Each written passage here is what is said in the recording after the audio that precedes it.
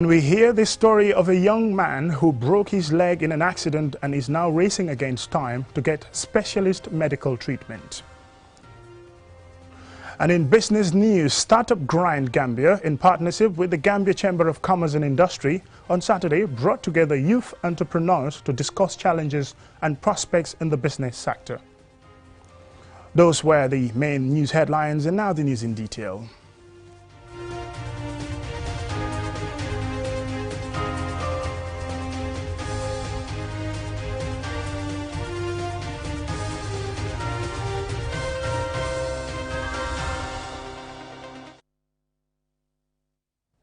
Welcome and thank you if you're just joining us. This is QTV News. Work has begun at the Banjul International Airport to build a modern VVIP lounge ahead of next year's OIC Summit. The contractors have demolished the old building to start work immediately. Babakar C has the details. The contractor tasked with the already completed renovation of the airport has now been contracted to build a modern VVIP lounge for the upcoming OIC Summit. The Ariski Construction Company have wasted no time and have started work 72 hours after signing the contract. Mfanli Fadera, the Branding and Communication Officer of the OIC Secretariat, said the country is on the right track to finish all projects ahead of time.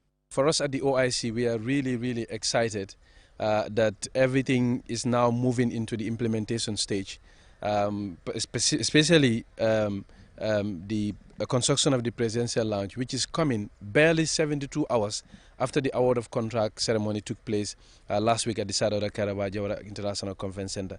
So we are really excited, we are really upbeat that things are moving into the right direction, and hopefully this project will be completed in a timely fashion so that when our guests come next year during the summit, we can give them a befitting reception. Idrissa Jaju, a project engineer at the GCAA, said they are looking forward to a state-of-the-art building that will be here for a long time. This is the place where we had the old VVIP, and as you may see, it has already been demolished starting from Friday, and the works are already coming to take place, inshallah, very soon. The engineer side of GCA is really very high because we're expecting very sophisticated equipment to install as far as the building is concerned, which is going to match with the new technology as far as the place is concerned. Ayman Mashuai, Ariski's project manager, says the COVID pandemic played a key role in delaying renovation of the airport terminal, but hopes the construction of the VVIP lounge will be faster. Well, the project is a very challenging exercise. It's a very significant change for the improvement of the Gambia as well. The project is having a lot of sophisticated systems and many technologies that are going to be implemented there. Let's say that things, inshallah, will move as we will plan, inshallah, and we will do our best to meet the target time and as well as the allocated budget. So the airport as well is a specific case, let's say, and in the meantime that means the COVID-19 restrictions, and especially that we have to import everything.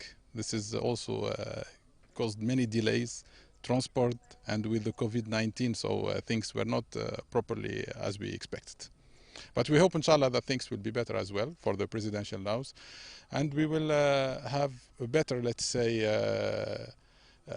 better duration, and we will try to squeeze things to fast track many things for this project. The construction is set to last for 14 months and will be done simultaneously with the other OIC projects such as the feeder roads and the five-star hotels.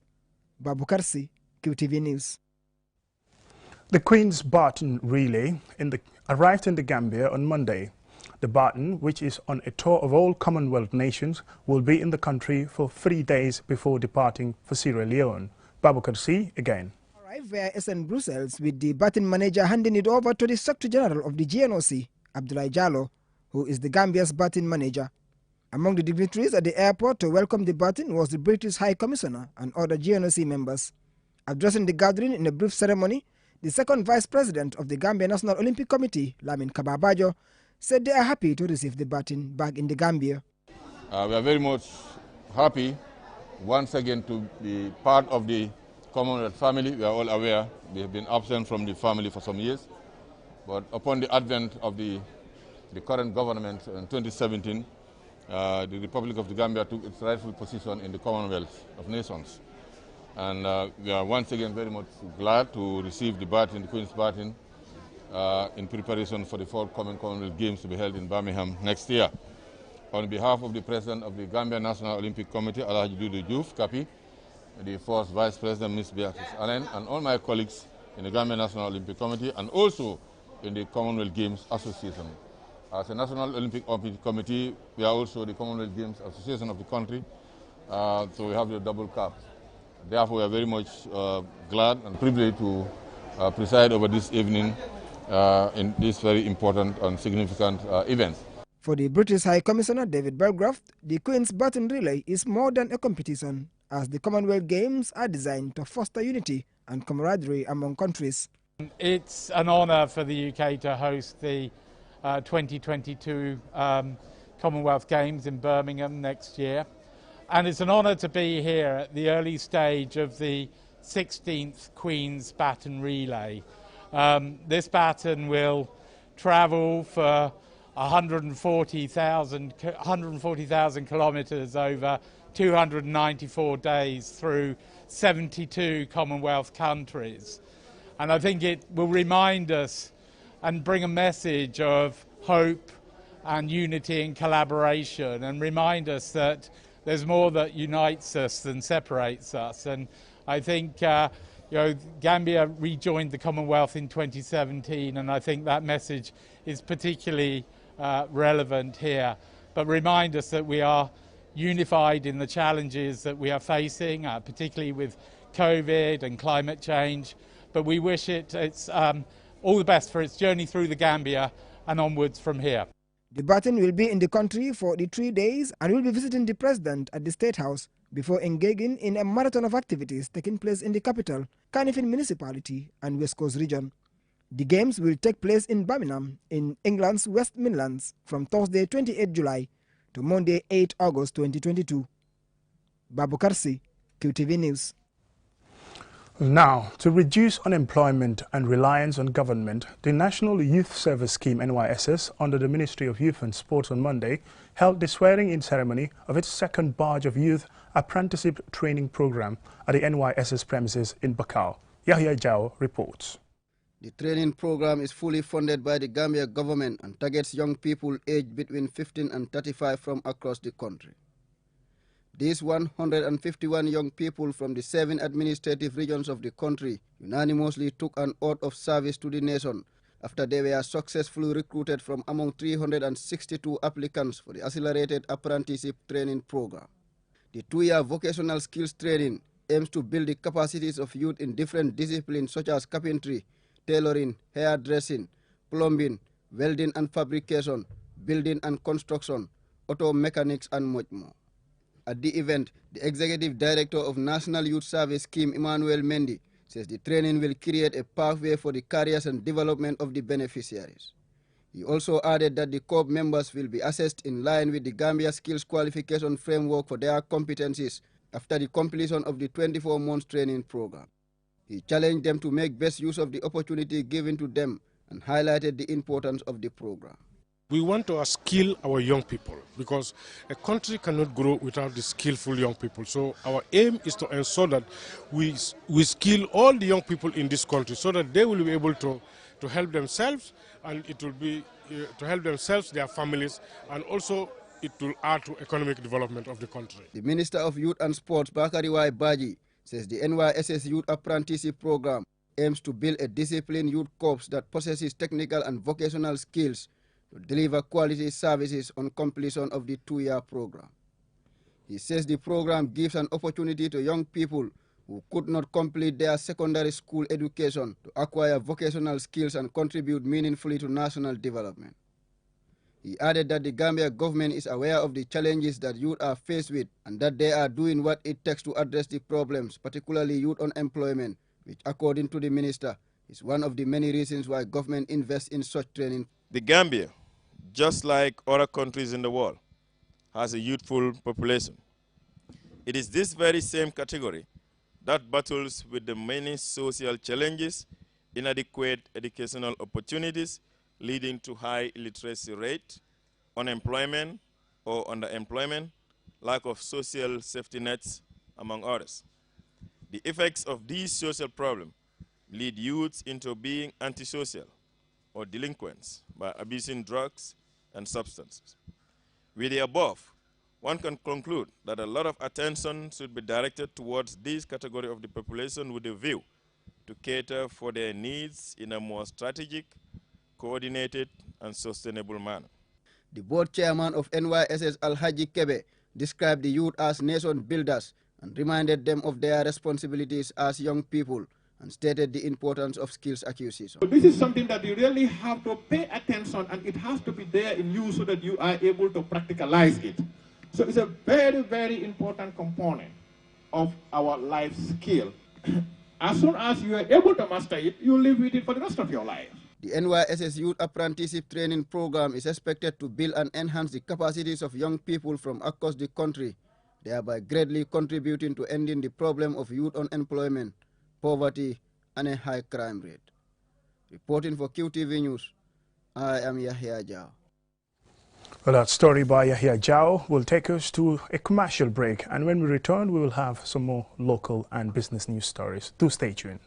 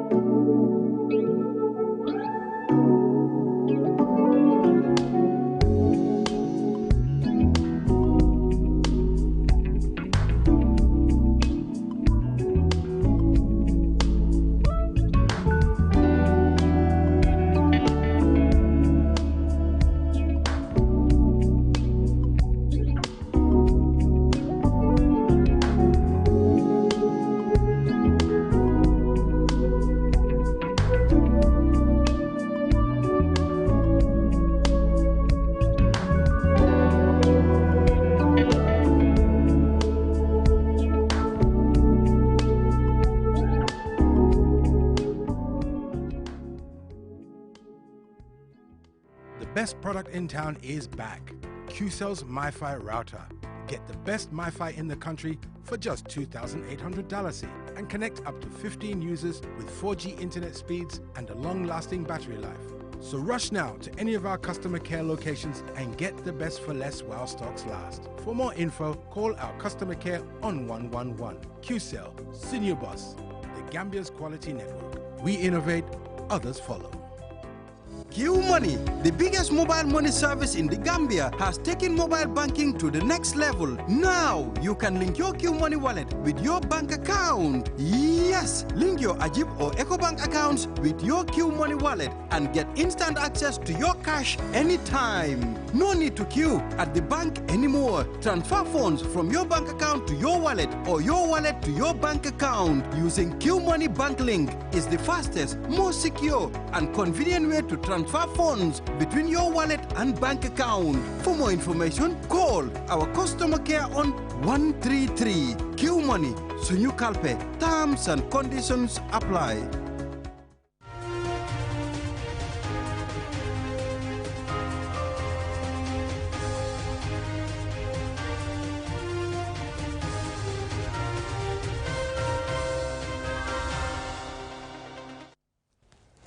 If you're just joining us, we welcome you back for another edition of QTV News as a continuation. The $1.5 million reconstructed Old Bakau Market was inaugurated at an event which was attended by market vendors, KMC officials and community members. Loli M. Kamara attended the ceremony and see now reports. It has been a year since work began at this market, and today it is completely renovated and inaugurated. These vendors who earn a living here are excited and hope for more business opportunities. At the event, Pa Alaji Sanyang and Yusuf Ajibat, the chairman and public relations officer respectively, at the Bakau Market Committee, both expressed delight. According to them, the market has come a long way, and they thank the mayor of KMC and his team for a job well done. The councillor for Old Bakau Ward, Lamin Diba, says renovating the market was top of his agenda since seeking the position of councillor, and today he is proud to be part of those that make this history.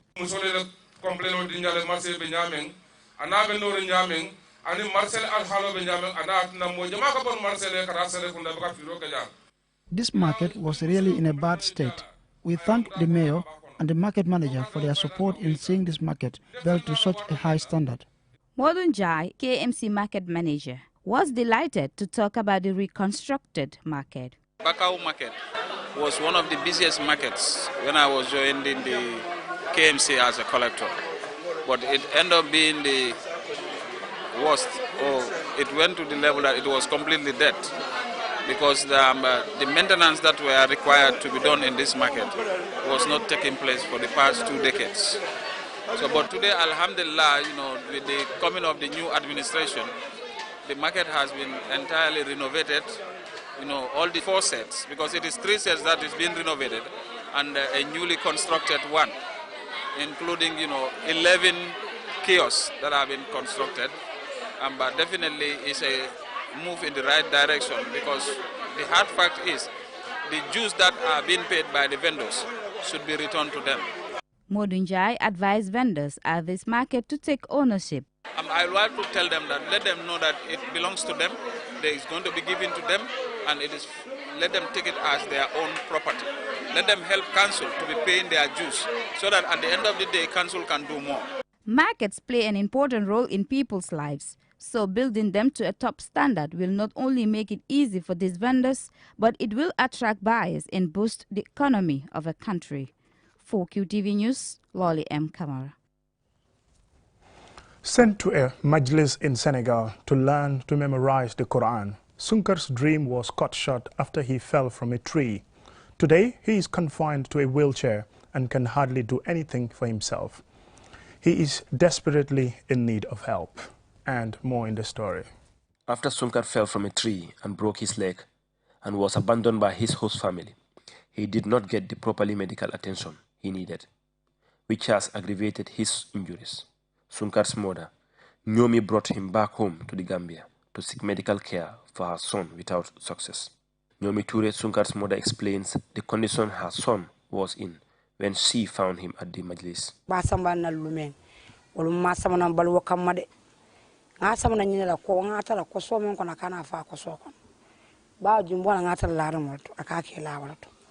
I returned him home. Not that I hope he would survive, but I didn't want him to die under that veranda I found him. His condition was unbearable and hard to watch. Nyomi appeals for help for her son.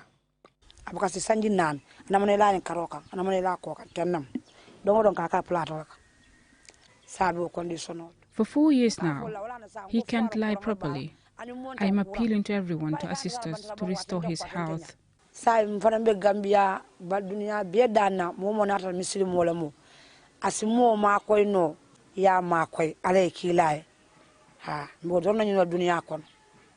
only 18 years old. I am appealing for any help anyone can give to support me to recover my health, said Sunkar.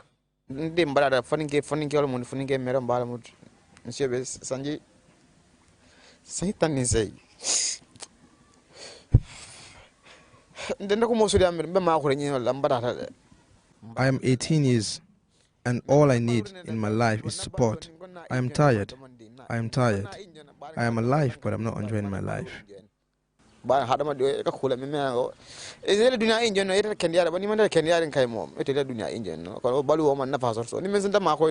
Please.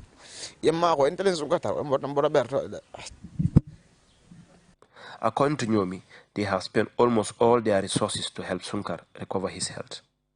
To no avail.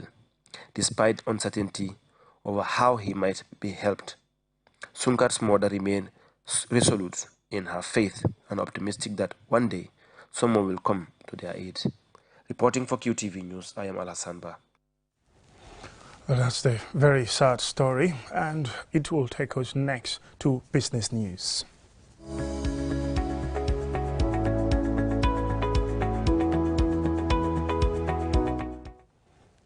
In business news, Startup Grind Gambia, in partnership with the Gambia Chamber of Commerce and Industry, on Saturday brought together youth entrepreneurs to discuss challenges and prospects in the business sector. Ansumani Sonyasi reports. Under the theme, Building Products That People Relate To, Saturday's program brought together some of the most successful youth entrepreneurs in the country. Several guest speakers took turns to share their stories of how they managed to establish their businesses and how companies, especially those run by young entrepreneurs, can be successful in business by building products that are customer-centric. Ajiyama Job and Jazel Cole, both executive members at Startup Grind Gambia chapter, explained the reasons for organizing this event and how entrepreneurs can excel by working on their content branding. What we do is to inspire entrepreneurs.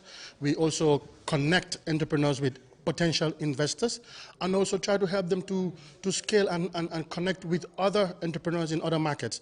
And also we educate, and in the area of education. Janke Njai, CEO of Jarga Designs and one of several guest speakers at the event, had words of encouragement for the participants and advised them against poor investments.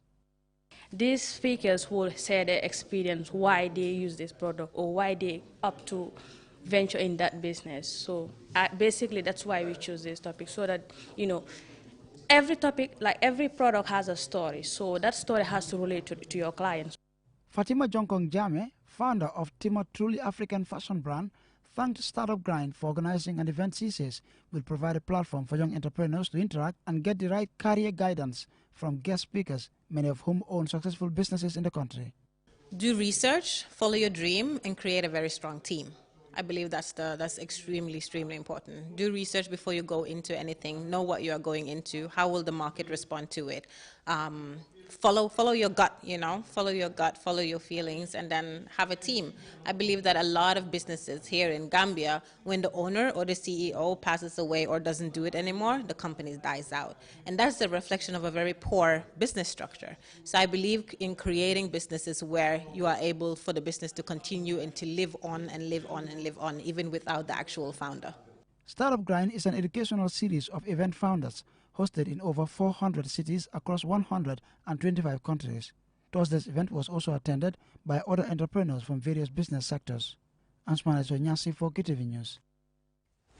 Well, that's it for QTV News tonight. But coming up immediately after the news bulletin, we have a special QTV exclusive investigation on the JFF and the FIFA Millions, which tries to find out how the Gambia's FIFA forward funds have been spent so far.